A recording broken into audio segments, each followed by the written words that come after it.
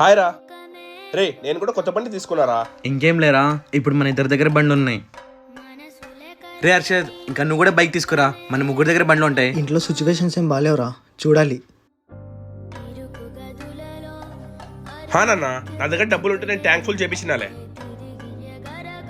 పదరా బయటకి ఎక్కడికైనా వెళ్దాం. నువ్వు నీ గర్ల్ ఫ్రెండ్ పిలుచుకురా, నేను నా గర్ల్ ఫ్రెండ్ పిలుచుకో. పదరా, అలా వెళ్తే చాలా బాగుంటుంది కదా. వీళ్ళ లైఫే బాగుంది, ఏ దాని గురించి టెన్షన్ లేకుండా అన్నీ దొరికిపోతున్నాయి.